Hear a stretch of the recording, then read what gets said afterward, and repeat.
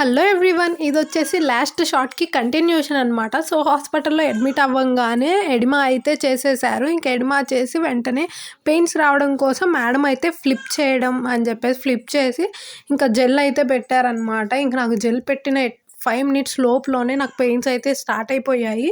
ఇంకా జెల్ పెట్టాక ఒక 1 అవర్ వరకు కదలకుండా బెడ్ మీద ఉన్నారు. ఈలోగా నాకైతే పెయిన్స్ ఎక్కువైపోయాయి. ఈ 1 అవర్లోగా ఇక వెంటనే నర్స్ అయితే వచ్చి చెక్ చేసి పెయిన్స్ బాగానే వస్తున్నాయి కదా, ఏదన్నా సాఫ్ట్ ఫుడ్ పెట్టండి, మళ్ళీ నీరస పడిపోకుండా నొప్పులు పడేటప్పటికి డెలివరీ అప్పటికి నీరసం అయిపోతారని చెప్పింది. ఇంకా అందుకని ఇడ్లీ అయితే తింటున్నాను. ఫస్ట్ 2 డెలివరీస్ కన్నా కూడా పెయిన్స్ ఈ డెలివరీకి చాలా ఫాస్ట్గా పెరిగిపోయాయి. అండ్ డెలివరీ రూమ్కి వెళ్ళిన 10 మినిట్స్కే డెలివరీ కూడా అయిపోయింది. కానీ ఎంత నొప్పులు పడినా కూడా బేబీని చూడగానే ఆ నొప్పులన్నీ కూడా మర్చిపోతాం కదా. సో నేను కూడా అంతే అనమాట. బేబీ చూడగానే నొప్పులన్నీ కూడా మర్చిపోయి ఫుల్ హ్యాపీగా అయితే ఉన్నాను. ఇంకా దీని కంటిన్యూషన్ నెక్స్ట్ షార్ట్లో అయితే పోస్ట్ చేస్తా.